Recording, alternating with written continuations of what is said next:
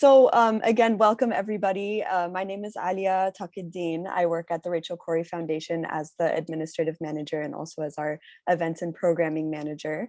Very excited to be hosting this talk tonight. So for anybody who's new to the Rachel Cory Foundation, if you've just been introduced to us in our organization, I'll share a little bit about us. So the Rachel Cory Foundation for Peace and Justice continues the work that Rachel Cory began and hoped to accomplish, and carries out that work with her vision, spirit, and creative energy in mind. We conduct and support programs that foster connections between people, that build understanding, respect, and appreciation for differences, and that promote cooperation within and between local and global communities. The foundation encourages and supports grassroots efforts in pursuit of human rights and social, economic, and environmental justice, which we view as prerequisites for world peace. And we are involved in some local and global events, projects and programming. If you live in Olympia, you can visit the Olympia Rafa Solidarity Mural.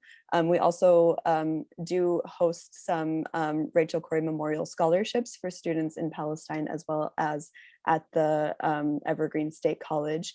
And we do a few events throughout the year. So if you're interested in learning more about the Rachel Cory Foundation, I will drop the link to our website in our chat. And I'll also drop our donate link if you like this event and you'd like to continue seeing events like this from us.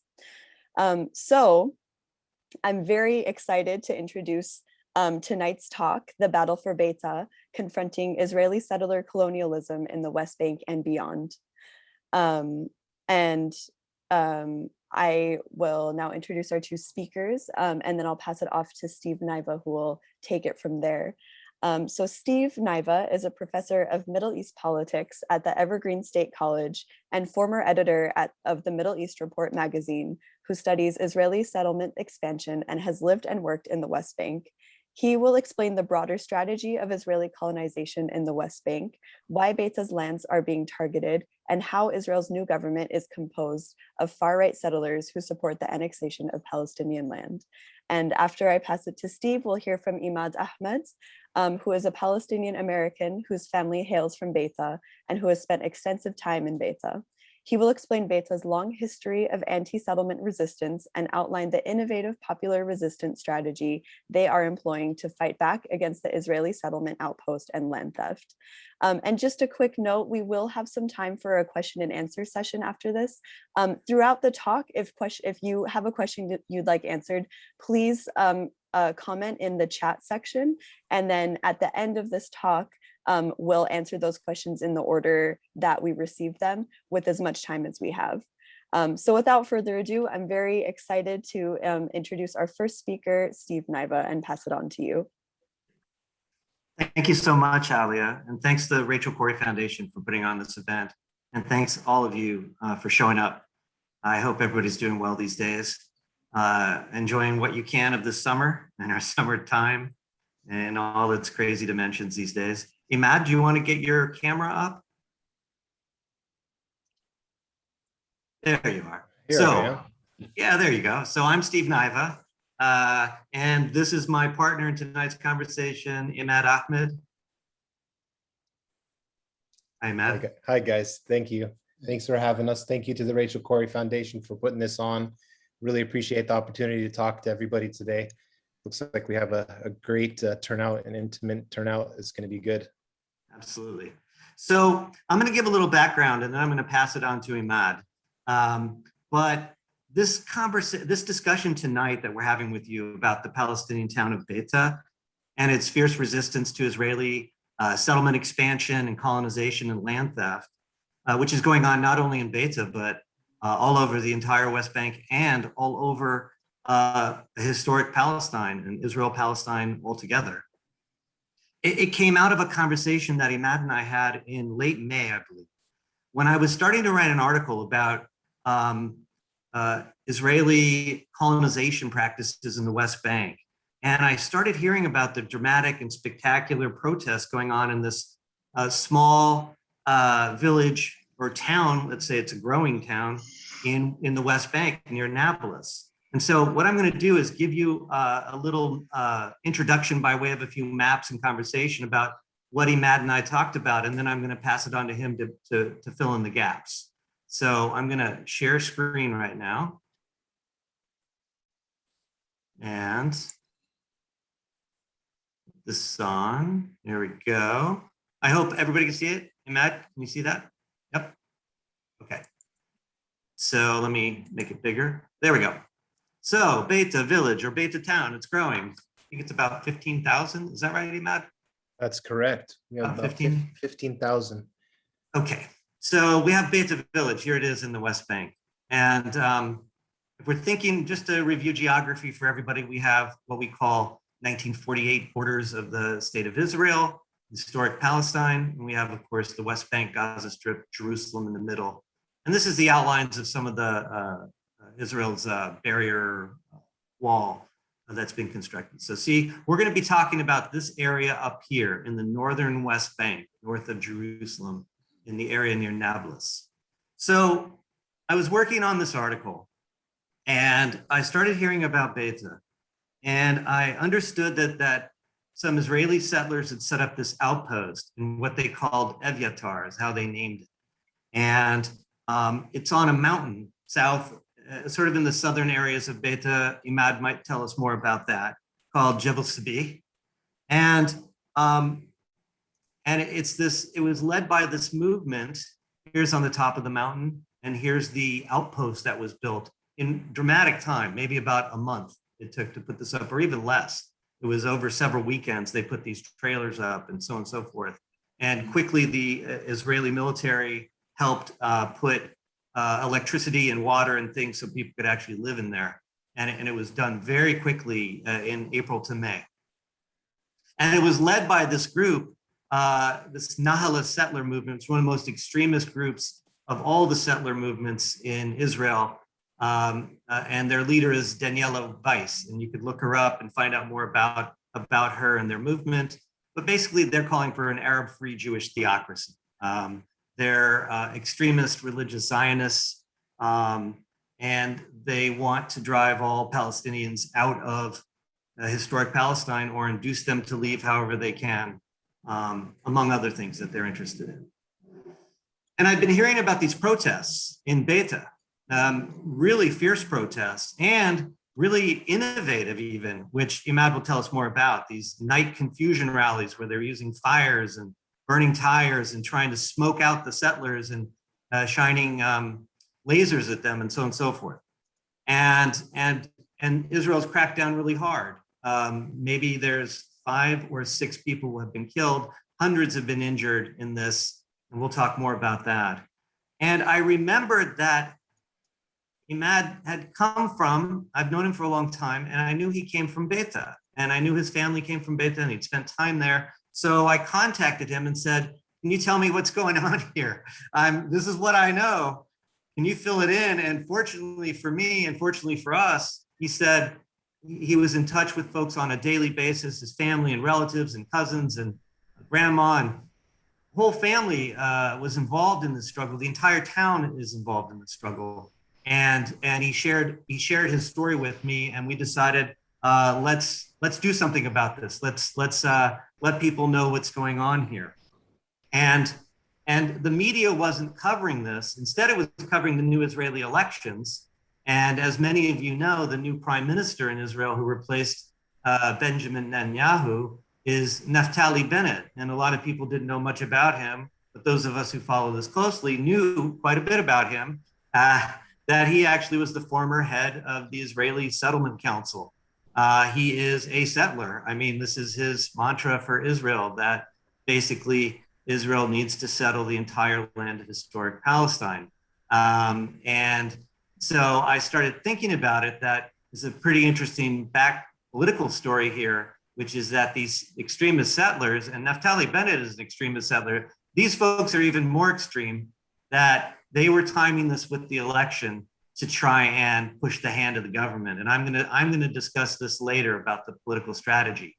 So that's where we were. Imad started telling me the story, and actually I want him now to tell that to you. So I may jump in with some questions for him if I remember some of the issues that came up in our discussion. But Imad, could you tell us about yourself, history of Beita and Israeli settlement, and then take us to this resistance against this Israeli settlement of Evyatar, and we'll just go from there, okay? Absolutely, sounds good. Thank you again for everybody for showing up. Thank you to Steve, Niva, and the Rachel Cory Foundation for putting this together. Steve and I have, we're colleagues.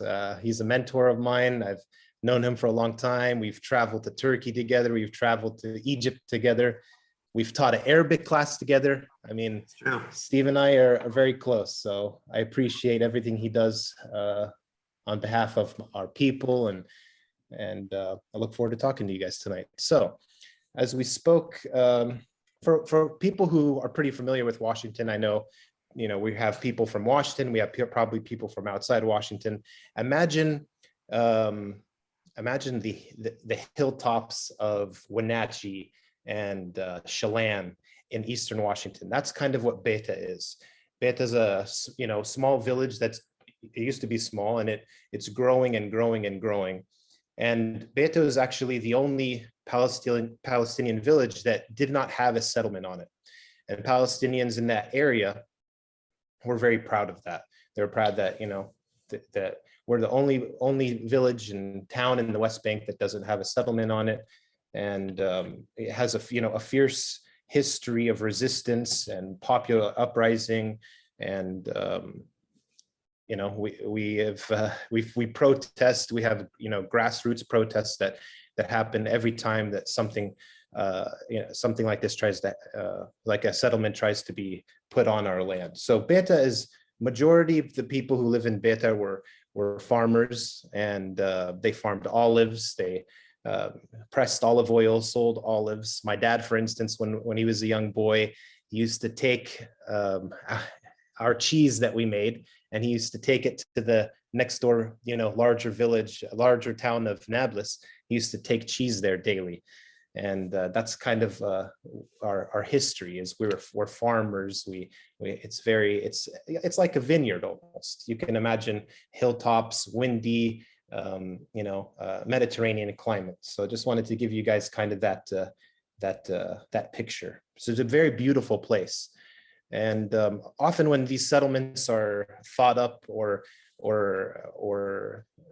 planned out, what the Israeli government will do is they'll look for places on the high ground. And that's what Beita and the surrounding areas of Beita are. They're agricultural areas with hilltops. And that's what we were talking about. Steve mentioned Jabal Sabih, or the mountain there. So yeah, in 1988, some settlers from a neighboring settlement wandered into some of our olive groves, and the settlers are often heavily armed or accompanied by a soldier, and they came upon a few villagers that were working the land. They're working the land with with agricultural instruments and whatnot, and checking on the olive groves. And the settlers were kind of taken off guard here. They were going out for a picnic and looking at stuff, and they had wandered off. One of the settlers that was armed with an Uzi actually accidentally discharged his weapon and actually killed one of the settlers that was in his kind of company, and injured some of the Palestinian farmers. And this was known as the 1988 Beita incident. And this incident was a terrible incident for our village. The Israeli army later came and accused us of killing the settler. And at the time, they didn't know. There was a big investigation. And eventually, the Israeli government determined that the settler actually was the one who killed the person in his party. But at the time, a lot of young men were rounded up, deported. A lot of people in the village had their houses demolished. And some people were even deported to southern Lebanon, and a lot of people were killed. And this kind of shook the village, and the village kind of rallied around everybody, and And we became known as a village that protested a lot. And to that, fast forward to 2018, they were trying to add another settlement on some of the agricultural areas that would be considered Area C under the Oslo Peace Accords. So these areas are usually areas that Palestinians can't build, and they're considered like a closed military zone. So that's the area that's under contention right now. It's an Area C. It's agricultural area that would belong to Beita and the surrounding villages. So in 2018, against international law and Israeli law, they tried to set up some settlements on some land that our family actually owns. And there was a lot of protests. People went up there, camped there, stayed up there. They were like, no, this is not happening. And the settlers packed up and left. Fast forward again to May of this year, they tried to take another mountain, which is Jabal Sabih, and it's located south of Nablus in the area we were talking about, Beita. And there are three Palestinian villages, Beita, Yatma, and Qabalan, all share areas and land here. And let's see here. Yeah, so for the past few months, I've been checking in with family. My grandma still lives there. For the past few months, this area has been, we've been protesting almost every single night. And we're calling for the settlers to evacuate the stolen land. And Steve talked a little bit about the night confusion protests. And this, they were lighting off fireworks and setting up loudspeakers to disturb the settlers. And it was kind of a grassroots organization. It saw a lot of people from other towns, other Palestinian towns, traveling and protesting with us. It was really interesting how I would talk to my cousins and they said, yeah, people are setting up, are donating, hundreds of dollars to get food together to give to the protesters, and we set up a little daycare for people who need to their children to be watched while we go protest. So it was really interesting to see. They were delivering medical care to folks on the mountain who were protesting, and it was very interesting to see. So this area has a great significance because huge geopolitical significance, because if the land is confiscated and stolen, those three villages that we talked about in Beita would be essentially choked.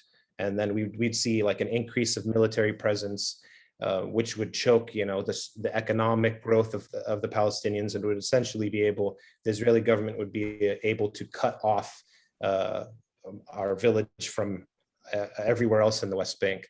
So that's why the residents are protesting so hard. They know that it's a very important area. Matt, could you tell us a little bit about how the protests are organized and how the resistance is organized in Beita? Yeah, so basically every single evening, there's a protest on the mountain every single evening. And every Thursday night, Friday is sort of the big kind of protest every single Friday. And their demands are that, Israel doesn't confiscate any of this land, and they evacuate everybody on the mountain that had taken the land. And like I was saying, we saw people from all around the West Bank coming into our aid, helping us out. Some protests even reached 50,000 people. So it was a very big, heated thing ever since May. Does what are the relationships amongst the various groups? I mean, it sounds like it's a pretty united front of sort of popular organizing. Yeah, right? absolutely. I mean, yeah, like did the political factions get involved, or the Palestinian Authority, does it play a role? Well, it started out as complete grassroots, and people didn't care, like, hey, we don't care what political affiliation you're from, we don't care who you are, anything like that. This is not political. This is this is about the Palestinian cause. This is about the cause of evacuating these settlers and these right-wing extremists. And it was a popular grassroots thing. It took a lot of people off guard. It took the Israeli government off guard, and even the Palestinian leadership off guard, frankly. It looks like a lot of youth are involved. That's what I've been seeing. What do you know about that? Or tell us any stories about your family or friends that you know? Yeah, absolutely. I mean, it's definitely a grassroots thing where the youth were protesting.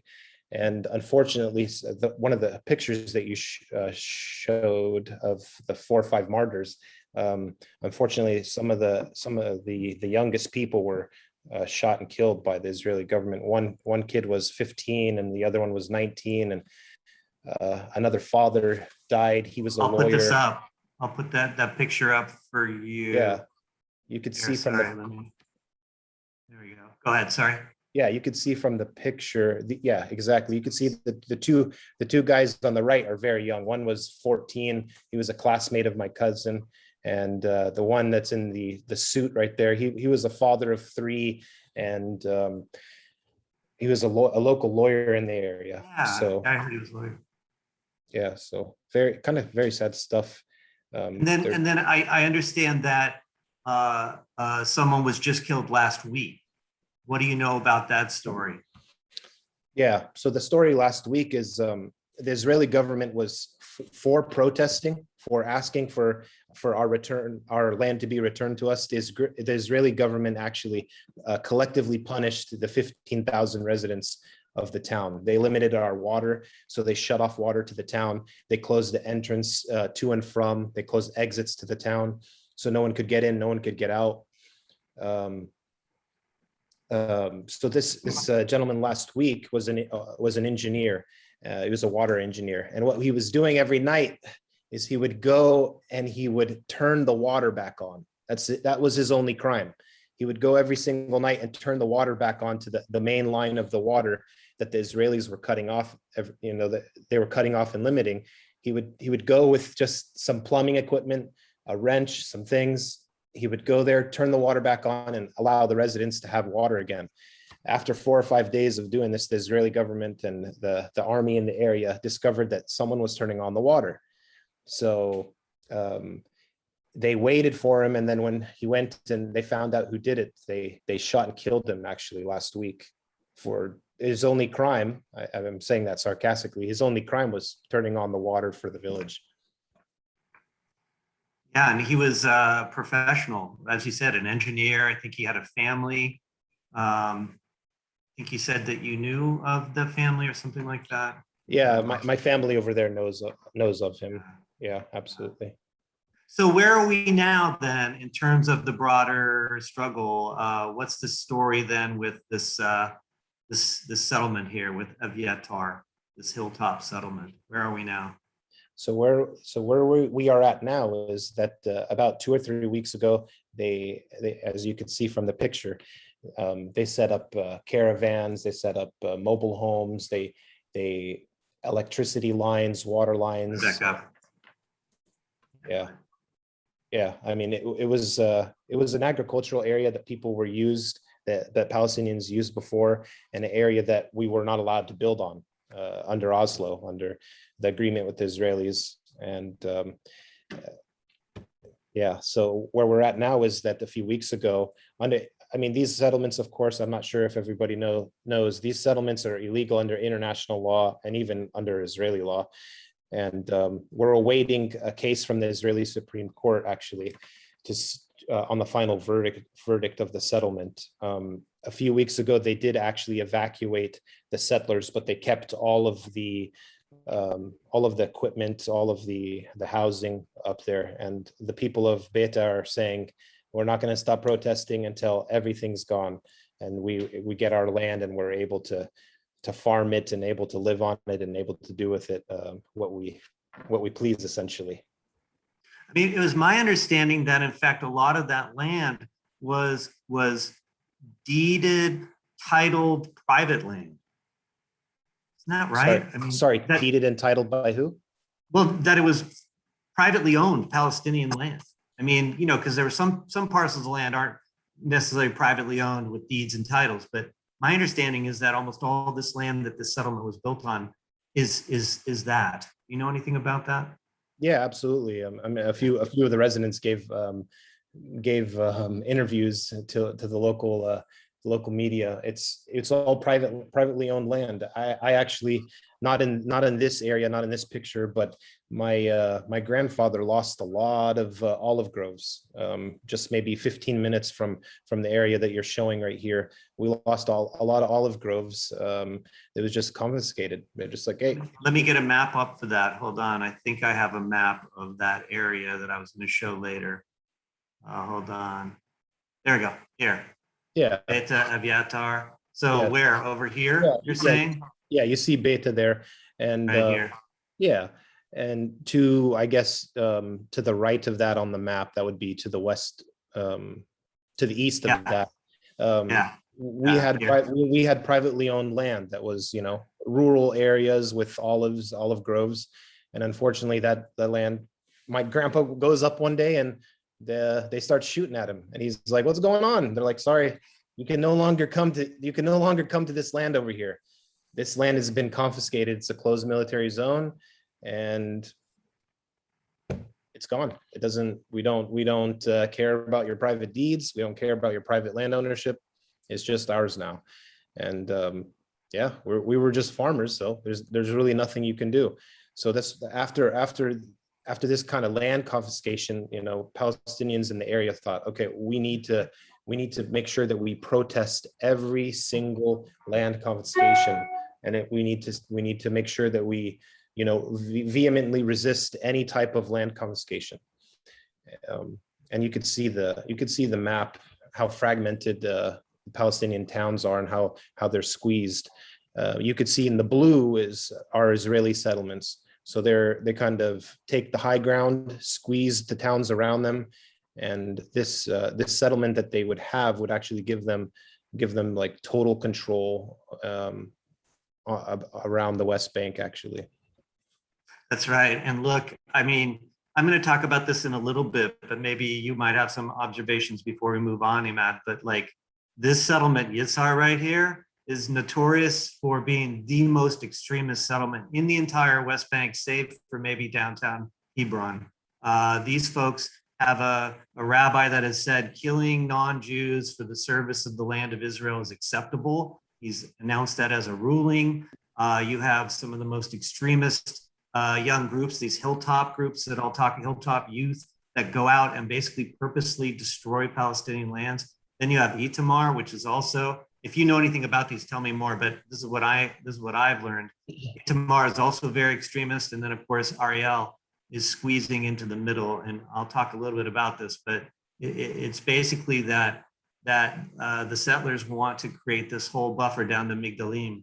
And Eviatar is even up here. They want to take over this entire piece of land is what you were talking about. Anything else that you see there? Yeah, you're absolutely right. The settlement of Ariel that you were talking about is actually the largest settlement in the West Bank. It has its own university, and this is all on land that the international courts and international law has, you know, it's all of these are illegal settlements. And yeah, you're absolutely right. We're surrounded by, in the blue, we're surrounded by these right-wing settlements. And man, I don't have enough time to tell you all the stories of going through, of my family going through the checkpoints, and they just come under a random attack from, you know, just, I mean, a few months ago, my cousin, she posted a video on her Facebook, and I'm like, what's going on? Her entire car was crushed. All of her windows were broken out. And you were talking about, let's see, Yitimar and Yitzhar there you go. And Yitimar, yeah, and I guess settlers she was just driving on the main road, and settlers just threw rocks at her car and just destroyed all her windows. Yeah. She was, you know, clearly shaken up. So yeah, that's just one example. I mean, of the many stories that a lot of folks have, not just my family, but a lot of folks have. Yeah. Well, thanks, Imad. Anything else to add? And then I'm going to scroll out, and then we'll come back and you and I will wrap up. Anything else to add before I go further with this? No, I think I'll leave it at that. I could probably talk and rant forever, but I'm sure Doing the Q&A. Yeah, we'll be chatting in the Q&A. Thanks, Steve. Sounds good. Okay, thank you so much, Imad. I'm going to show you a few. I'm gonna keep the slides on and just try and scroll out from the sort of rich story that Imad was giving us about the town of Beita, its struggle against Israeli settlement expansion, this new settlement of Eviatar that would basically signal, I mean, a death sentence for towns and the towns and villages like Beita and around of being strangled by this Israeli settlement project. And hopefully you're getting a sense of what life could even be like in a place like Beita, which is mirrored across the entire West Bank. And the same practices are going on throughout the entire historic land of Palestine, or what we think of as Palestine, Israel today. In fact, this slide I have up are some of the names that we should all be keeping in mind. It's Beita, of course, but also Lifta, which is an old village that was depopulated in 1948 outside of, right at the entrance of Jerusalem, which is slated to be demolished. Sheikh Jarrah, which was in the news in the last month, which is a neighborhood in Jerusalem. The residents are going to be evicted and dispersed and dispossessed. In Silwan, also in Jerusalem. I'm going to show you maps where these are located. But then also inside Israel, there is also these kinds of activities of displacement and dispossession of Palestinian lands and homes in the old city of Jaffa, which is near Tel Aviv inside 1948 Israel, and also in the Negev or the Naqab desert, which is in the south. Bedouin communities are being displaced by Israeli settlement process. So it's happening everywhere. And I want to just explain some of this and show you what's going on.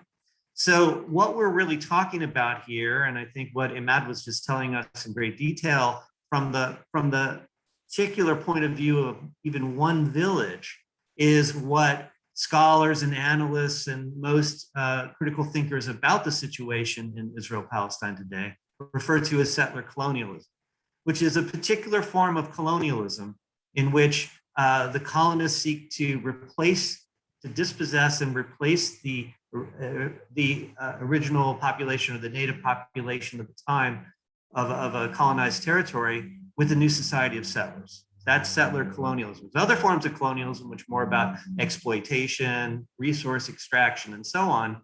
But there's a particular form of colonialism when the idea is for the colonizer to actually bring its population and settle it. And of course, this is a long, complex history, but really it's the last 150 years that we saw the emergence of Zionism and the idea of settling European Jews who were fleeing horrific anti-Semitic pogroms and other things, but to actually bring them to Palestine and settle and displace the native population of Palestinian Arabs in that land. And so we have scholarly books. Here's a couple that I can show you. But the most recent book that just came out is by the really important Palestinian historian, Rashid Khalidi, called The 100 Years' War, The History of Settler Colonialism and Resistance. So this book here has come out, and I highly recommend, if you want to understand this history, to take a look at that. And of course, this long history that I'm mentioning, that includes Beita, it includes Sheikh Jarrah, includes these other areas inside, all across the territory of Israel-Palestine, has been going on since, as I said, the last 150 years, since 1882, and it's been a continuous process. And when many people talk about settler colonialism, as they say, it's a structure, not an event. It's not just the one event of settling on someone else's land and starting to take it over. It becomes a structure that continuously works itself out over time. And we certainly see this in the case of Israel-Palestine today, the gradual expansion of Jewish settlement and increasingly Jewish-Israeli settlement, and the dispossession and displacement of Palestinians. This slide is actually taken from the recent Human Rights Watch report, which contends that Israel is now engaging in the crime of apartheid. But I like this slide produced by this amazing organization called Visualizing Palestine, which I would highly recommend people look up and use their resources.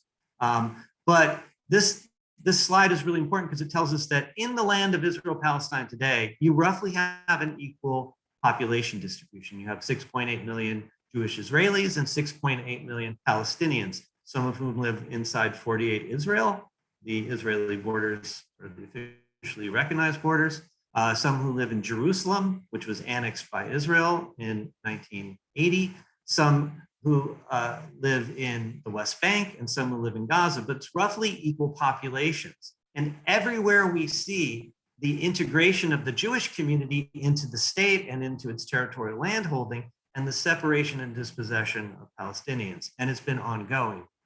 And the main areas that we want to think about, and I'll just show you this briefly, but would be, we were just in the West Bank in Beita, right? That's right over here, if you can see my cursor. In Sheikh Jarrah and Silwan and Jerusalem, you can see that's going on here. But also in the Galilee inside Israel, there are major settlement programs going on where what Ariel Sharon, the former Israeli prime minister, called is Judaizing the Galilee. That is making sure that Palestinian who have Israeli citizenship, but that they can't expand their numbers and create autonomous communities or contiguous communities. The idea is that the state needs to make a big push to settle more Israeli Jews in their midst and separate and divide. And also in the Negev, which is down here, the Negev desert, where there are Palestinian Bedouin communities there that are being forced into these permanent dwellings and displaced and removed to make way for settlement. And so as we see here, kind of the strategy has always been maximum land with minimum Palestinians. And we can see that going on until today. Where we are right now, if you're really analyzing this process, I'd say we're sort of at almost an endgame moment where with this sort of dispossession and settlement process that I've been talking about as settler colonialism, where you almost always see the strategy. I'll just show you it in the places I mentioned. It's always about expanding Jewish-Israeli settlement, connecting them, and then dividing and enclosing Palestinians. So separating and enclosing Palestinians, and then once you take over the land, erasing that Palestinian presence. Okay, so let me just show you how it works. And once you see this, you can start seeing it everywhere. Here's the West Bank, right? Remember, we're talking about Nablus right here. We were talking about Beita and Evyatar right here. So that's the case we are looking at. But as you can see, everything that's in blue is land that Israel has taken over since 1967 and has said it's basically going to be under Israeli control. And these are where everything in the dark blue are Israeli settlements. Everything in orange are Israeli military zones, closed military zones. So if you are a Palestinian, you are not allowed to go anywhere near this land. And then there are various agricultural areas that are held only for Israeli Jews. So as you can see here, remember what I said, expand. So there's been expansion, and then connect. So it's all about connecting one settlement to the other. If you see the way it works there, connecting settlements to one another. And as Imad said, often in the high territory and sometimes coming through valleys. So you see the connection. So expand, connect, and then separate or divide Palestinians. So you can see Palestinian landholding, which is in brown, right? And the settled areas are the dark brown. These are where Palestinians live in the West Bank. You see how Israeli settlement expansion and connection is at the same time dividing and then enclosing Palestinians in ever shrinking areas of land. This is all by design. This was Ariel Sharon's strategy that he unveiled. He was a former prime minister of Israel and a general, and probably the most strategic figure in Israel's history, other than David Ben-Gurion, who's the founding figure of Israel, I would argue. All by design to prevent Palestinians from ever having a contiguous Palestinian state that they can connect and declare their own autonomous independent existence on. It's by design. This is how Israeli settler colonialism has always worked. Let me show you the same principles then. We're talking about Jerusalem. So Israel annexed what it calls East Jerusalem. This is the famous thumb. This is all West Bank territory. So this is all illegal under international law. And it declared that these are the boundaries of Jerusalem. And then everything in blue were Israeli settlements that were placed in Jerusalem, okay? So what Israel is doing now is it expanded. So now it's trying to connect them. So it's trying to connect the blue areas to the blue areas to connect the settlements together, right? And then at the same time, it's dividing Palestinian neighborhoods from one another and enclosing them, enclaving them. And then wherever it takes over, it erases that historic presence of Palestinians. That's what's going on in Jerusalem. We've been hearing about the neighborhood of Sheikh Jarrah, actually a neighborhood that I grew up in when I was a kid. And as you can see, here's a micro example, is everywhere in red are areas that Israel has taken over, its settlers have taken over inside Jerusalem. And right now, this is the main area that's under contestation right now, where there was a court case just the other day. And actually, I was a kid, I lived right over here off the hospital, in the back of the hospital in a flat there. But so what the Israeli government and settlers are trying to do is link all these areas up and connect them up. And by doing so, put Palestinians into ever smaller and smaller enclaves, or one could even say, call them ghettos, to induce conditions so they'll leave, and then Israel can take over the rest of the territory. The same in Silwan, which is the neighborhood south of Jerusalem, of the old city of Jerusalem. Everything in red are areas that settlers have taken over illegally, or via Israeli law, which only allows Jews to take over land before 48, but does not allow Palestinians any of their land that was taken away from them. And they're trying to take over land, and again, connect, expand, connect, enclave, and then basically dispossess. And so we see the same process going on, as I mentioned, inside Israel and the Galilee, inside mixed cities inside Israel, and in the Negev, you also see the same processes going on of dispossession and settlement as well. And basically the end game would be this. This was the Trump peace plan, which was written by Israel, which would be that Palestinians will just live in these, a mosaic of 150 enclaves surrounded by Jewish Israeli settlement with no civil and political rights. And if you want to think about this historically of where this end game is going, it's here right now. And this is Israel's leading human rights group, B'Tselem, along with 5 other human rights groups in the last 5 years, have all said that this is basically an apartheid system. This is like the South African Bantustan issue, the grand apartheid that South Africa set up in the 20th century, which thankfully ended in 1984, and that we have a kind of divide, separate, and rule. So that's the big picture that I want to lay out for you of what we're seeing, that Beita is a microcosm of these dynamics going on all over the territory. Let me take you to that microcosm then. So as we said, so hopefully you're getting used to these maps. Sorry for all this, but you have to understand the maps to understand this conflict. Back to the story here, right? Evyatar and Beita, right? So now I'll just take it back to that area. So as Imad was mentioning, basically in 1993, when we thought that there might be some possible peace agreement going on, basically what Israel said was, no, we're going to limit this severely. Palestinians, you can actually control your big cities and where you have large population centers, so the green and the brown. But we're going to hold on to, this is the Israeli government, we're going to hold on to everything else, which is where our settlers are and where the remaining land is, where you could advance and expand and actually grow and become your own society. We're going to hold on to that until we decide maybe we'll move from it or not, if you behave, et cetera, et cetera. And basically, it seems by design, the idea was they would just allow Palestinians to have minimal autonomy and hope that Palestinians would say, okay, conflict over, we're good. And what's happened, and so what they called this situation was Palestinians could live in Area A, where they have a sort of a kind of autonomy. They can elect their own leaders, they can elect a council, they can have their own self-government, but they don't control their electricity, they don't control their water, they don't control the population registry, they don't really control anything other than their internal affairs. Area B would be kind of farming communities outside. Palestinians can have some kind of autonomy there, but everything else, Area C, this is what Imad mentioned, right? Everything else, Area C, you see that there in red, Israel has full control, And here's the most important thing, is they actively restrict any Palestinian from building and expanding. And you have to understand, you have a growing population, farming population like in Beita, and they need land to develop, to expand, because these are growing populations. And instead, what Israel does is every time a Palestinian extends its farm, builds a structure, whether it's some kind of farming element or a living dwelling element, a house or a building of any kind, Israel demolishes it.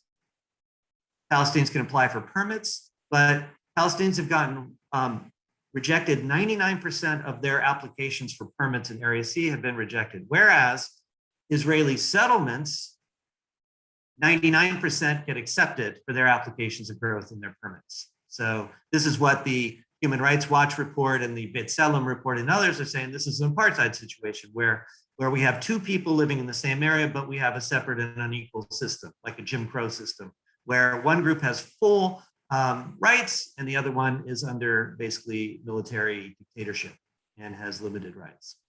And so that's where we are now, Area C. And the reason I'm mentioning this to you is because this is what the story of Beita in the big picture is that Israel is basically trying to set the stage to annex that entire Area C, 60% of the West Bank, and leave Palestinians just with these small enclaves and hinterlands and fragmented areas. And it wants to say, that's it, we're done. This could be the end of the conflict. And so it's expanding, connecting, dividing, enclosing in these Area C areas. And so that takes us back to Beita, okay?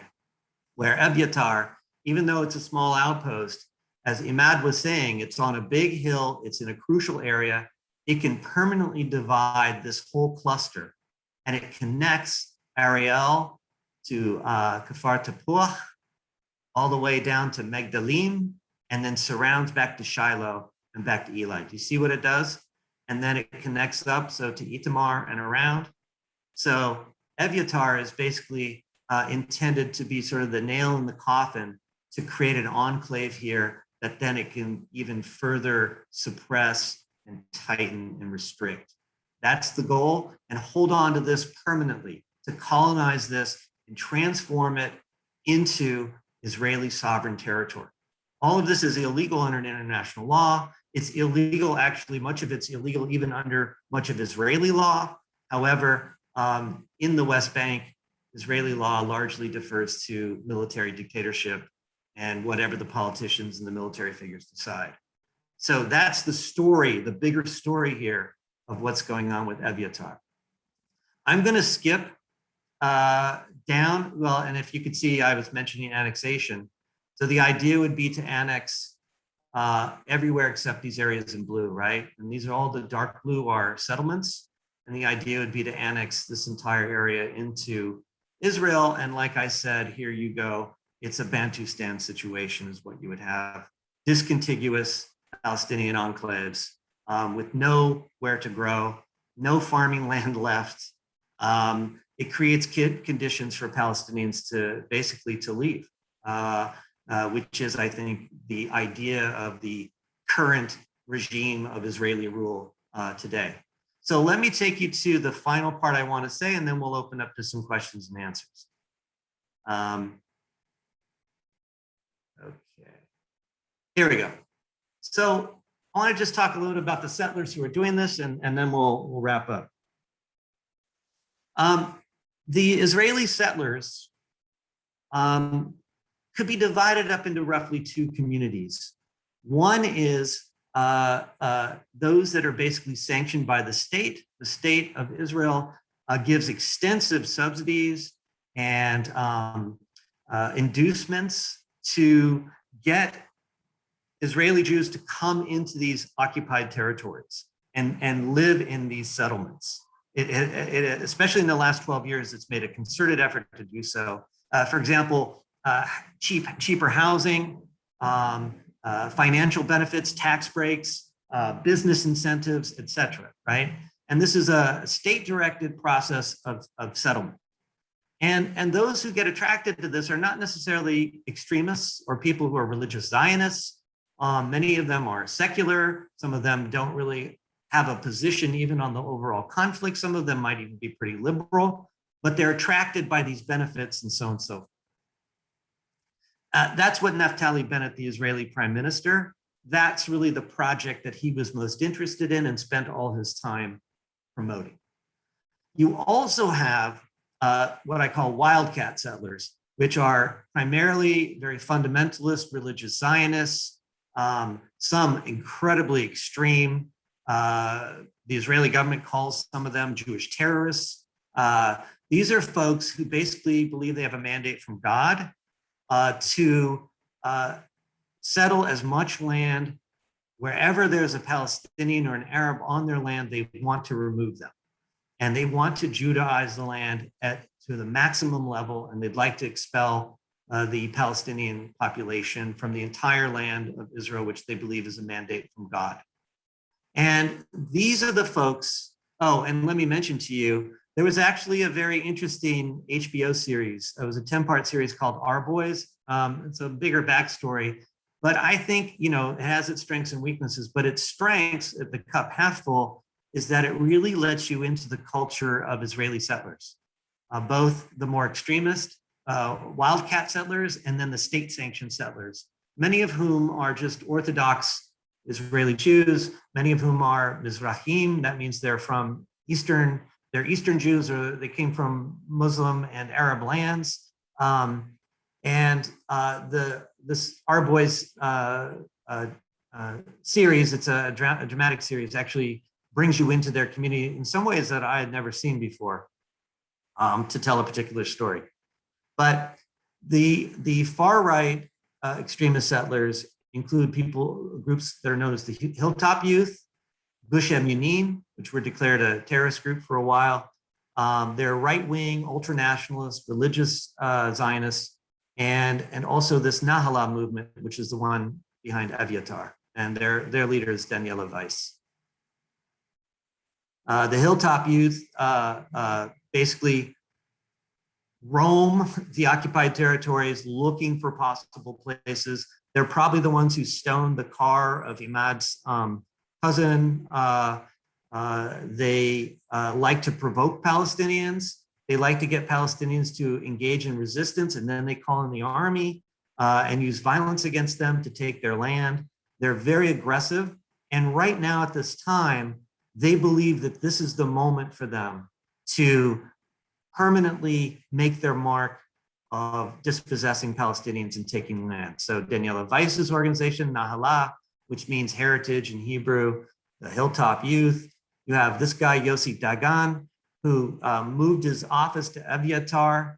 You can see he's looking at a map. Do you see? This is exactly what they're doing right now. They're looking at these maps that I'm showing you, and they're saying, where can we go? Where can we take it over? Where can we dispossess Palestinian land? Where can we settle? This is settler colonialism in its most crude form right here.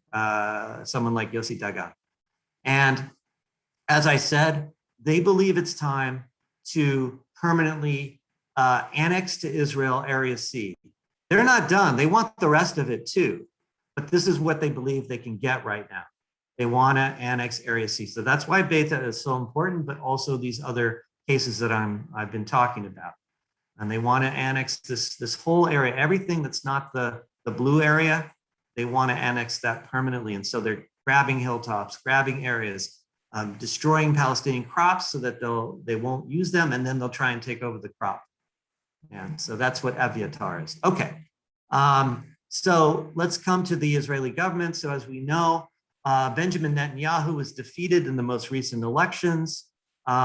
He shifted Israel dramatically in a more illiberal, ethno-nationalist direction. I mean, these were always aspects within the broader Israeli polity, but I really think he's a lot like a Trump figure in that he's really embraced this current of illiberal ethno-nationalism. He made alliances with, for example, with Viktor Orban of Hungary, Narendra Modi of India, Bolsonaro of Brazil, Duterte of the Philippines. You get the idea here. Netanyahu was really shifting Israel in this ethno-national right, and he was pushing very close to annexing Area C with the Trump plan. I mean, basically, his folks were writing Jared Kushner's homework they were doing his homework for him in trying to basically annex Area C to Israel permanently forever. He lost the election, but as it turns out, everybody except Yair Lapid, everybody else either worked for Netanyahu, was his chief of staff, Naftali Bennett was his chief of staff, was in a coalition with him, Benny Gantz, who's the Secretary of Defense or the head of the defense. Gideon Sa'ar is basically a right-winger who was close ally of Netanyahu. Avigdor Lieberman, these are all the people, they were all allies of Netanyahu. So this new government, it does have members of the left wing in it, but basically it's a coalition against Netanyahu. And its core is very right-wing, okay? So just to look at the anti-Netanyahu bloc, it's basically Netanyahu was this corrupt figure. I mean, all the people who worked with him ended up hating him. Do I need to spell out the parallels to Trump? It's that kind of figure. And they finally formed a coalition against him that crosses the entire spectrum and eventually got enough figures to create a new coalition government that's very tight to put Netanyahu out. And Naftali Bennett was kind of the kingmaker, and he basically became the new prime minister in a rotating situation with this guy, Yair Lapid, who's more of a center-right figure. He's reasonable on some issues, he's right-wing on some issues, kind of liberal on some other issues, but he's basically a center-right figure. And Naftali Bennett is a far-right figure. As I said, he was the head of the settler movement, but he's also very smart and savvy, and he doesn't like the corruption of Netanyahu. He doesn't like the personalization of politics. He doesn't like the illiberal nationalist allies. He wants to kind of curry favor with the United States, but he also wants Israel's settlement project to continue, and he wants to annex Area C. This is what he said in his first speech. He said, "We'll ensure Israel's national interest in Area C, and we will increase standards in as much neglect." What this is code for is to make sure that Palestinians can never have this land for their farming, for the expansion of their communities, for suburbs, for growth. He's saying basically, we're going to make sure that Palestinians never get more than the area right now that they're sitting on. And we will take and expand and harden our position, eventually leading to the annexation of Area C. That's what Bennett's all about. That's his game plan. He's very smart, very sophisticated, and he's supposed to meet with Biden in the next month or two. So to wrap up then, as Imad and I were talking about, Israel has evacuated Eviatar, and they're waiting a Supreme Court decision, but they basically are planning to come back. And this is a kind of issue that I can see Naftali Bennett not wanting to make a dramatic move, but his heart is with them. And he's going to make sure that when we're not looking, Eviatar comes back. I mean, that's what this guy is all about. That's what we should expect. That it will probably come back, but when that will happen, we're not sure. My sense is in the longer run with Israel, that this current government, there's three options. It could last, and in 2 years, Yair Lapid, that guy who I said was more of a center-right figure, he might rotate in and take over for Bennett in 2 years. That could happen, but I don't think it's likely. Most likely is that this government will fall pretty soon because it's composed of a coalition that's way too diverse and heterogeneous. It will probably fall, and Bennett will probably try to come back with almost a full right-wing coalition. The other option, though, is that Netanyahu will come back because they're trying to do everything they can to bring this government down. So there is a chance that Netanyahu will come back, and he'll come back with a far right-wing government too. These are probably the options that I see right now in Israel, given if you look at the numbers and the polling data and everything. And so the final thing to mention here is what's the US position on Eviatar, on the settlements, Beita, and so on. Well, Biden, as we know, Trump, as we know, was letting Netanyahu's people basically write their talking points, right? Anything they wanted, Trump was given. He was buying. Biden, on the other hand, is two things. One, he's an old school, strongest supporter of Israel and Israel's expansion and settlement project. Basically, historically, this has always been his position. You don't criticize Israel, they're our ally. You know, but Biden developed a real dislike of Netanyahu, especially during the Obama era. And he's very happy to see Netanyahu go. What he wants Israel to do is just tone it down. I don't know, what's the Biden phrase, you know, come on, man, just tone it down a little bit. Yeah, that's it. Come on, man. That's basically what Biden would call for. Yet we know that the Democratic Party now has figures that are pushing Biden to be more critical of Israeli settlements, to deal with the issue of Israel creating an apartheid regime, to deal with equality. So we're seeing a growing battle within the Democratic Party. But I'm just saying this is where it came from.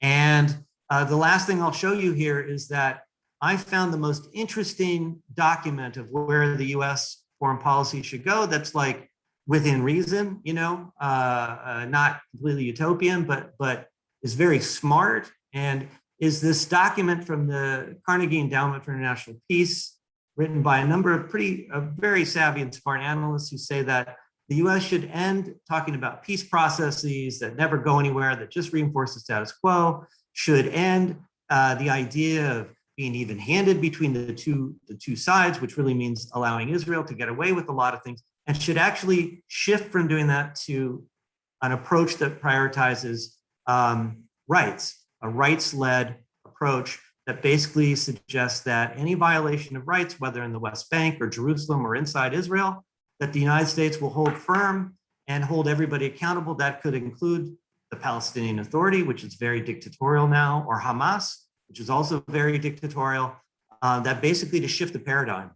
And that might help create change within Israel and within the Palestinian society, particularly within Israel, to understand that the dynamic has to shift. It's a short-term discussion, but I found it very illuminating, so I would suggest it. So that's where we are. That's what I have to say. I'll stop there and we'll do Q&A. Thank you very much. Great. Well, thank you so much, Steve and Imad, for your very interesting presentations. We do have a few questions in the Q&A.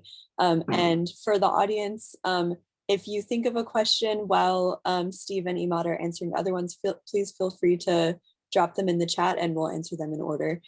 So our first question comes from Andrew. Could you describe the water and power infrastructure and conflicts with development and how the state controls those things? And I will copy this into the chat for you to see, Steve and Imad. Imad, jump in. Maybe, do you know anything about, like, start from Beita, I think makes sense, huh?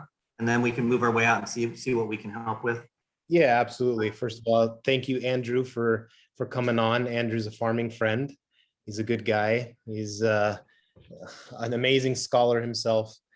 So to his question about power and infrastructure and water. So the Beita is a unique village because we're surrounded by wells. That's another reason why the land there is so sought after. We have wells in the area. We even set up our own water bottle company in the area, a Palestinian-owned company.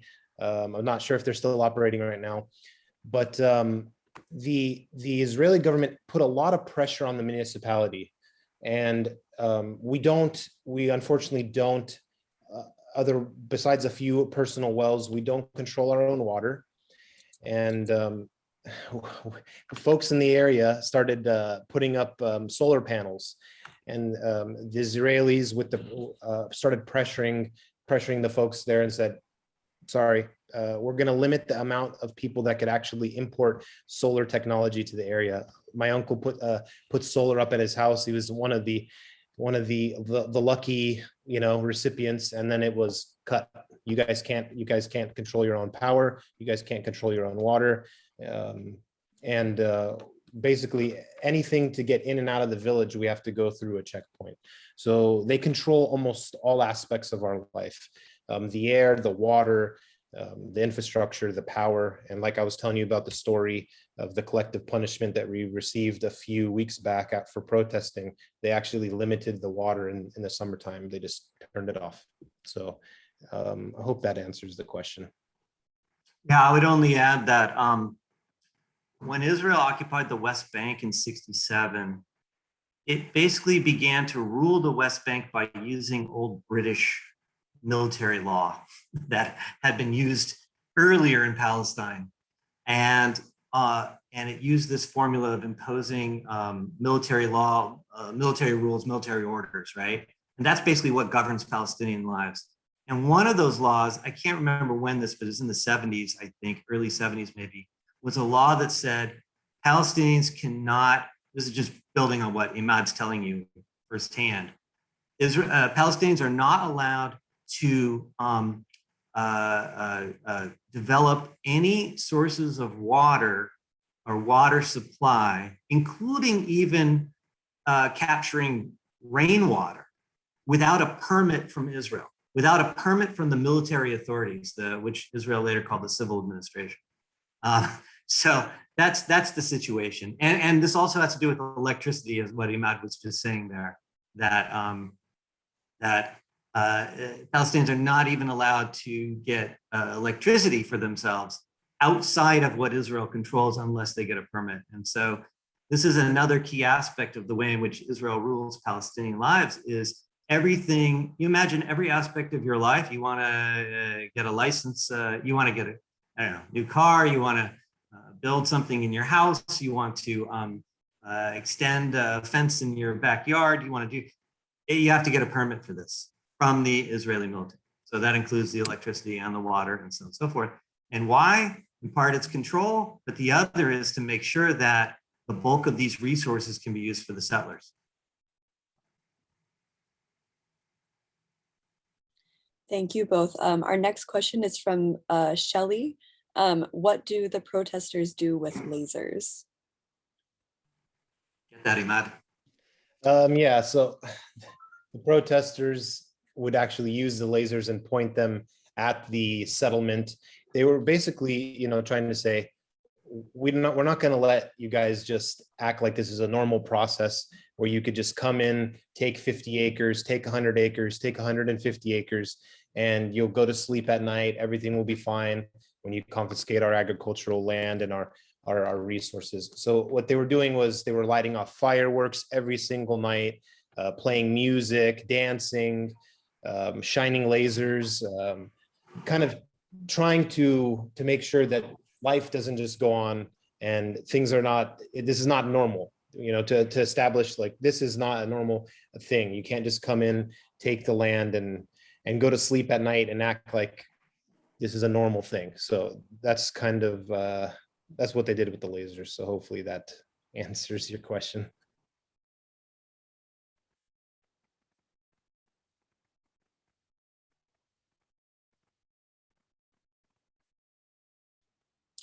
Our next question comes from Zoltan. Are there any international media or solidarity activists witnessing the protests and repression? And I think this was in relation to what's happening in Beita, but maybe you could speak more broadly as well, since there's protests happening across Palestine. Vice did a really good 30 or 40-minute documentary, I think, of the kind of the situation in May. You could find it on YouTube for free. It kind of really explains the Jerusalem conflict and why it was so heated in May. In May, just a quick background. In May, it was the holy month of Ramadan in April and May, and Israeli settlers actually stormed one of the most revered sites in Islam while people were praying and fasting. And it kind of incited this whole conflict. But Vice did a very good documentary about that. I think it's called, I don't remember what it's called, but Vice documentary happened maybe a few months ago. That's a really good documentary to check out. They kind of give an eyewitness account of what's basically happening on the ground. International community has not really been covering this all that much in Beita or else. I mean, not as much as I would think needs to be covered. Reason being, just so much is going on in the world. There's just so much news, and sometimes it just gets buried. So, I mean, a lot of publications in Arabic and whatnot have highlighted Beita, and a lot, like I said, a lot of different towns and local. I mean, locally, it's huge. What was happening, and our little village got a lot of attention over the last few months. I would just add that in the last 15 years, in particular, you know, one can track it in a way with the rise of Netanyahu, but I think it goes much earlier than that. And I'm partly speaking from experience here, going to Palestine and the West Bank, usually every 3 to 4 years, is that Israel has systematically made it more difficult for people from the outside to not only enter the state of Israel via its border control policies, but also into Palestinian territories. And it's very much made a concerted effort to ensure that it can control the narrative, that it can prevent on the ground sort of foreign nationals getting involved. I mean, there was a period when it was a lot easier for folks to get in, not now. It's much more difficult to get into Israel and then get into the occupied territories. And so what this has meant that, and actually there's a kind of a silver lining to this, which is the dark side is that the sort of the legacy media and the big media outlets don't get a lot of access. But the silver lining is that Palestinians have become the media. And that's what we're seeing. I think this has been a really important development, is that Palestinians have become the media, like in Sheikh Jarrah, if you've seen the Kurd family, for example, or in Silwan, you see this, and then the folks in Beita. I mean, all of you who are social media savvy, get on Facebook, get on Instagram. What's it, Imad, you said that there was an Instagram page for this? Yeah, so there's an Instagram page. It's called Save Beita. A lot of it is done in Arabic, but I think you could hit translate. But you'll at least be able to see the weekly, daily protests. You'll be able to see what's going on the ground, and that's what kind of gives me hope. Is, like Steve was saying, the Palestinians themselves were showing in this latest war on Gaza and in this latest settler expansion. Palestinians on the ground were showing through TikTok, Instagram, Facebook. They were showing what was happening on the ground, and the world was, and that was where I kind of got some hope, was the world was saying, whoa, wait a minute. We were given this this standard CNN, NBC, Fox News narrative that these are the good guys and these are the bad guys. These are the terrorists and these are, people fighting for, and it kind of just flipped on it, just kind of flipped everything on its head. And people were like, whoa, wait a minute. These people don't have different license plates. This is weird. If you're Palestinian, your license plate has a P on it and it's green. And if you're an Israeli citizen, you have a blue license plate. You guys don't share the same roads. You guys have to go through checkpoints and you guys don't. Wait a minute. This is something's going, this is not normal. So, a lot of people were taking to social media and voicing their concerns and showing what was happening. And, like Steve even alluded to, even in the Democratic Party, there was a split, the old guard, new guard, people that straight up said, hey, this is apartheid. And, there was this kind of tension in the Democratic Party of people, saying this is an apartheid. We need to examine our support for Israel. We need to examine our funding. We need to talk about these things. So yeah, it's an interesting time. Okay. Our next question is slightly related. From James, has Biden ever expressed criticism of Israeli suppression or support for equal rights of Palestinians in what is a shared Holy Land? If not, are there any promising ways to get him or the Democratic Party generally to move toward more just policies? And again, that's in the chat if you need to read that over. Yeah, Yeah, I got it. I can take a stab at that. As I said earlier, Biden comes out of an old school wing of the Democratic Party, which actually was the most pro-Israel in the entire American political system. I mean, you know, it may be strange to go back in time, but the Republican Party actually historically had more even-handed and balanced policies regarding the Israelis and Palestinians. I would say up to the time of Reagan and then a little bit after the time of Reagan, but we still even saw this with George Bush Sr. and James Baker having marginally, and I'm putting this in context, marginally more balanced positions of saying that Palestinians at least have some rights, and Israel, there are certain lines Israel shouldn't cross, okay? And in part, it was probably what people often argued was it was because the Republican Party was much closer to the oil companies and to the resource industries and resource capitalism, that in a sense they wanted to keep the oil industries, you know, in good standing with the Arab countries and so on and so forth. And Biden, historically speaking, was actually on the other side of that, saying we can't criticize Israel. Israeli settlements, there must be a reason for them. You know, maybe they need to tone it down a little bit, but basically, is Israel right or wrong? So no, to answer your question is no. However, because we're in a new context now, and Biden has now been in what, 4 or 5 generations of American politics, I'm losing track. There is a new movement of younger liberals, progressives, and leftists who are pushing not only a more balanced perspective, but are actually identifying the human rights violations, the crimes of the state of Israel that are being conducted right now, the systems of oppression, some of which we were just talking about, and are actually making that the conversation. And in my lifetime, I would say in the last 15 years, it's been a significant change, a very significant change.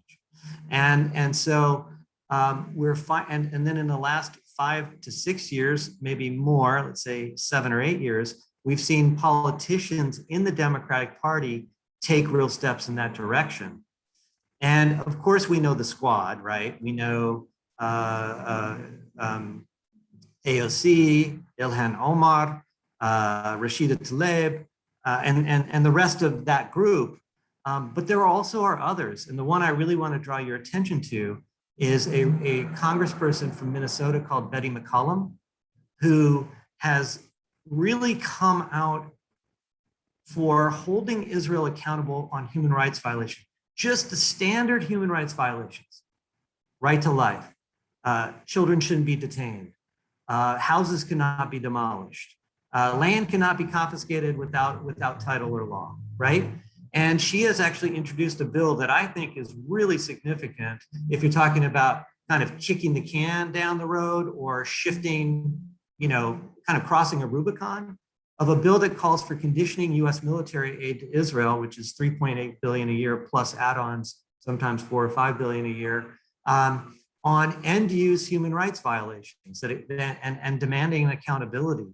And I feel like if anybody is really interested in working within the mainstream political community, we could also work outside in terms of protest movements and broader movements for change. But if you're interested in working inside the political system, I would say that that's probably the most promising way to go to shift American policy and to put pressure on maybe a Democratic administration to actually start to condition aid to Israel.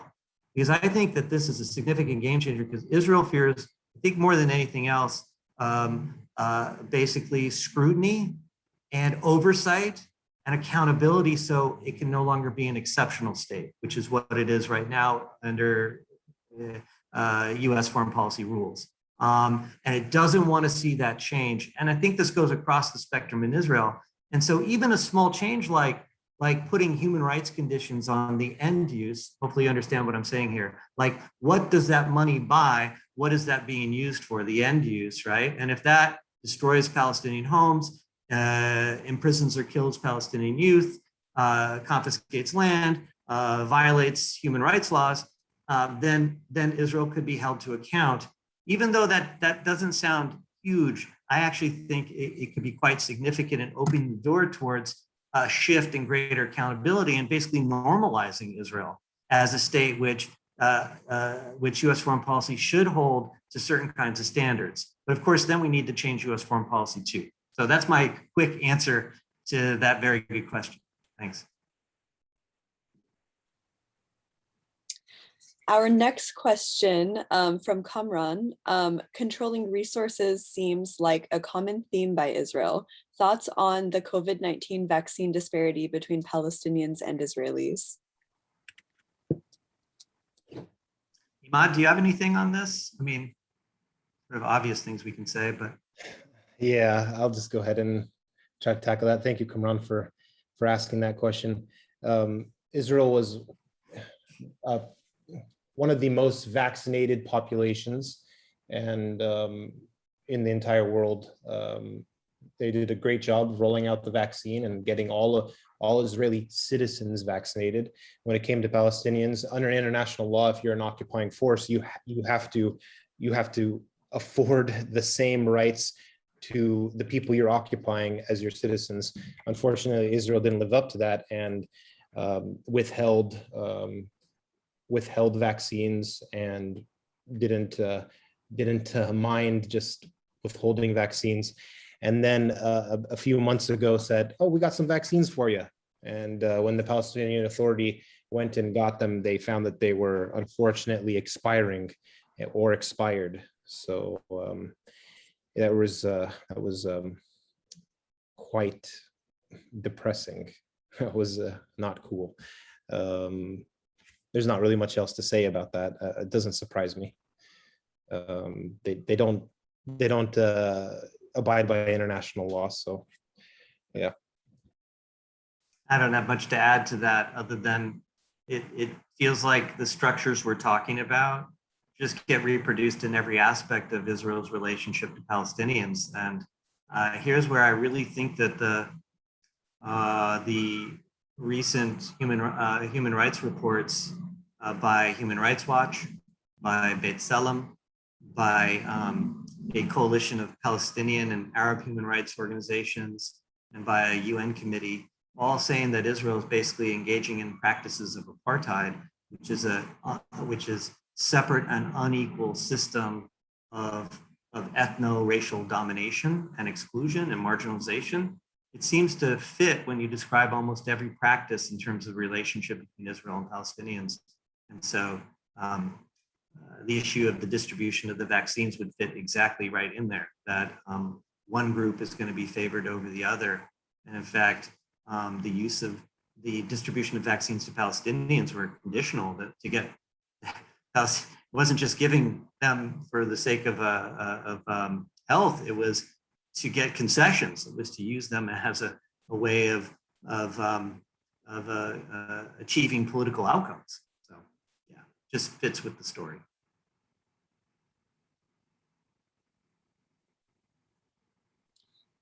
Our next question is from JC. What language or framing does Israel use to justify and legitimize taking Palestinian land? Does it differ depending on the intended audience? And if so, how? Can I do a little bit of this, or Imad, do you have something for this? Yeah, go for it, Steve. Okay, I'll do it, and if you got something to add here. But I've been studying this because I've been reading all these reports recently. And so the first thing is what one needs to understand is that Palestinians in the land of historic Palestine are under 4 different legal regimes, okay? They're under 4 different kinds, they've been fragmented into 4 different regimes. So you have Palestinians who live inside Israel, who have Israeli citizenship, but they don't have nationality rights. That's according to the sort of the founding documents of Israel. You have Palestinians who live in Jerusalem, who have residency rights, but they're conditional. And this is it's annexed by Israel, so it's conditional residency rights. So imagine you're a green card holder. Basically, that's the rights of Palestinians in Jerusalem. It's a conditional sort of residency, even though they lived there for generations, hundreds of years, maybe even more. You have Palestinians who live in the West Bank, and they live under, as I said earlier, military law, military rules. and some of them underneath Palestinian Authority laws, but ultimately it's Israel's sovereignty. And then you have Palestinians who live in Gaza who are basically under permanent siege, right? So if we're asking the question, what language or framing does Israel use to justify taking Palestinian land? It's a little bit different in each one of those areas, right? And so inside Israel proper, land taking, dispossession, and so on and so forth is usually done in terms of Israeli state planning. Like they'll just plan, we're gonna support this neighborhood. Well, when you start to add it all up, it's 99% are Jewish neighborhoods and 1% are Arab Palestinian neighborhoods. Okay, so the planning is kind of the way it's sort of through the planning system. In the Jerusalem, what we see is Israel applies Israeli law to Palestinians. And so these laws are something like what happened in Sheikh Jarrah, which is there's a law in Israel that says if you are Jewish and you lost land in 1948, you have the right to reclaim that land. There's no equivalent law for a Palestinian who lost land in 1948 to get its land. So it uses this kind of legal system. And that's what's going on in Sheikh Jarrah and so on, is that basically these settler groups are finding these land claims from the Ottoman era, from the 19th century, or they're buying them from people, or they're just fabricating them. And according to that law, they can displace Palestinians. In the West Bank, the way it works is the Israeli military could declare that land a closed military zone because, I don't know, Palestinians are fighting against settlers and says, okay, closed military zone, you have to leave, you can never come here. And then eventually they take it over. Or it can declare that land state land, which means that Israeli military authority decides that a piece of land, well, they're not sure that Palestinians have any private rights to it. They can't find any documents. So guess what? We're going to call that state land. And I can't remember the numbers, but something like 30% of the areas of the West Bank has been declared state land now. So they do that. So that's how they usually do it. And then the last way I would say that's done is that sometimes Israeli settlers, like those real extremists I was talking about, is like, for example, if an Israeli settler is killed, they'll come and converge on a piece of land with their convoys, and they'll set up shop, and basically they'll demand that the Israeli army come and protect them. And if they can hold out long enough, Israel will usually go, okay, close military zone. Oh, it's state land. And then they'll change its category, and now it's state land. And just remember, in all of these cases, but especially Jerusalem and the West Bank, according to international law, these are all occupied territories. Israel has no right to apply its own laws and its own categories to this land. It has absolutely no right. I think it's a different kind of argument to make inside Israel. It's a matter of structural discrimination, structural racism, institutional discrimination, and so on and so forth. But anyway, I hope that helps. That's kind of how it's done, usually with the patina or the mirage of law, right? Even in places where that law is it's not allowed. You're not allowed to settle. To settle or take land to change the dispensation of territory under military occupation. It is simply not allowed. And that's what they're doing in Beita.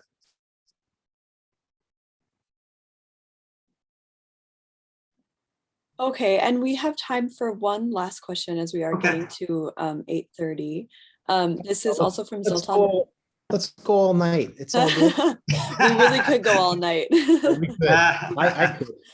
Well, hopefully we can continue to have this conversation. I'm saying this preemptively, but as long as our people in Palestine are resisting, we'll continue to have these conversations. That's in the right. US. We all have to. So our last question from Zoltan, drawing a historical comparison. In 19th century US settler colonialism, there was a similar split between exterminationist settler militias that wanted to expel all indigenous peoples and assimilationist missionaries and army officers who wanted nearly all native land, but also native labor. Their compromise was to create reservations that look a lot like Area A. Within a one-state, rights-based framework, what would guarantee that Israeli settlers will not continue creeping colonization similar to what we see in the US? That's a big question. Imad, do you have anything to say to that? And I'll try to think of what I'm going to say. Well, I think you were working on some of the comparisons to US settler-colonialism and Israeli colonialism. So I'll probably let you take that one. Okay. Yeah. All right. I'll try and make this quick. Yeah, I mean, I would say that I think that's right, Sultan, that there is a parallel there, that you have sort of the eliminationist settlers, the exterminationist or eliminate, but really it's eliminationist. It's not so much extermination. It's not about, this is 21st century or 20th and 21st century settler colonialism as opposed to 19th century. What these Israeli settlers, especially these far right settlers that I was talking about, Nahala, Gush Emunim, and the Hilltop Youth, what they want to do is create conditions of expulsion.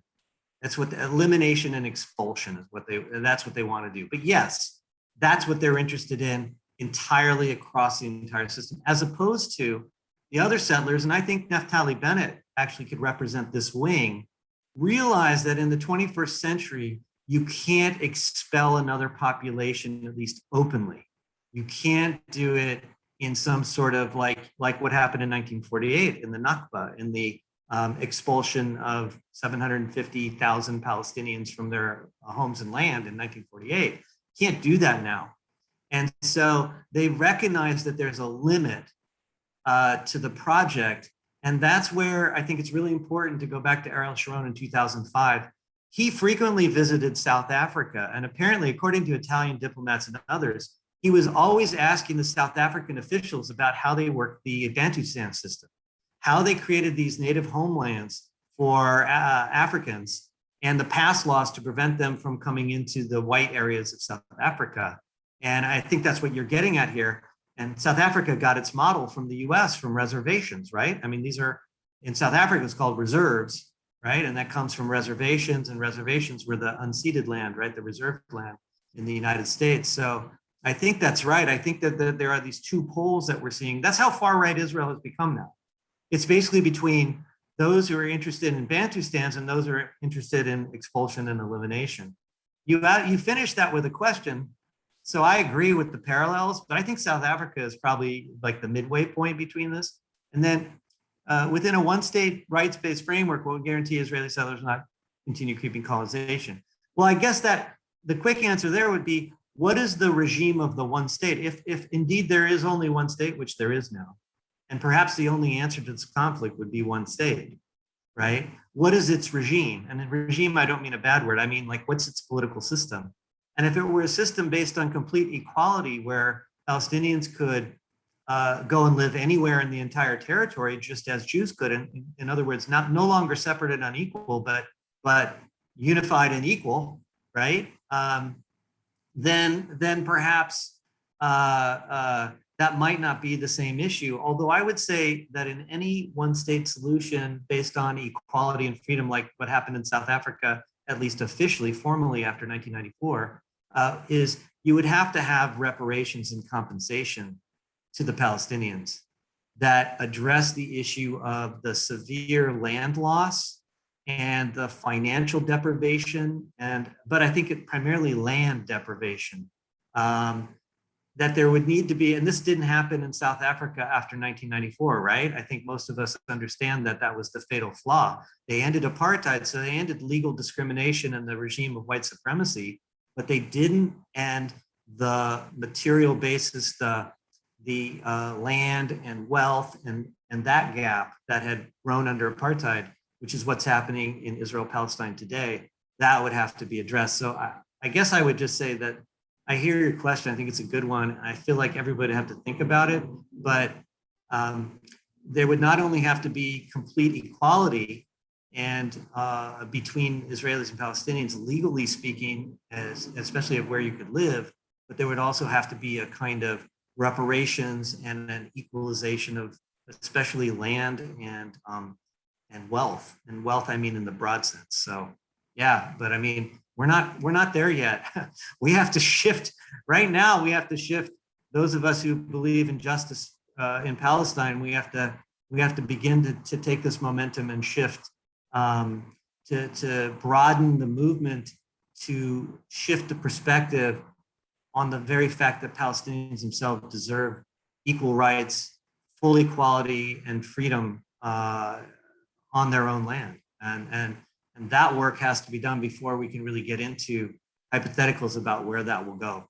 That's how I think about it. Anything to add, Imad, or are we done there? I think that you summed it up correctly. I mean, you did a really good job. I would just add probably that you're absolutely right. They tried to make it extremely difficult. So my grandma still lives there. If I go to visit her, I can't just fly into Israel. I need to fly to Jordan. I need to take a bus into the border. I need to sit there for 7, 8, 9 hours sometimes. And my family's like, what's going on? But they're just holding me. Okay. And they make it extremely difficult. There's even a tax when you leave the state of Israel, they tax you. So when I'm leaving, saying goodbye to my family, and I'm crossing back into Jordan to catch my flight, I have to pay something like 300-400 Israeli shekels, which comes out to almost $100, $200.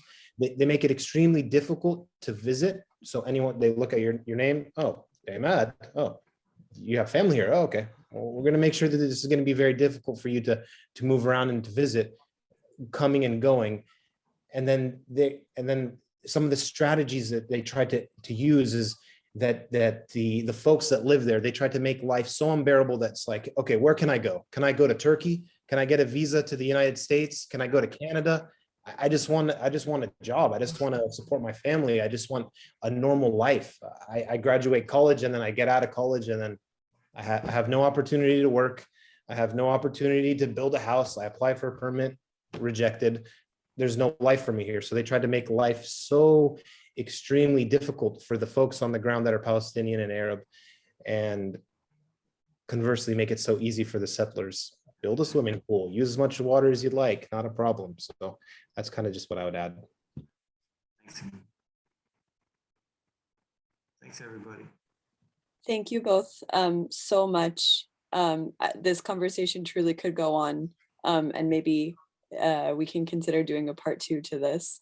Thank you, everybody who's tuned in.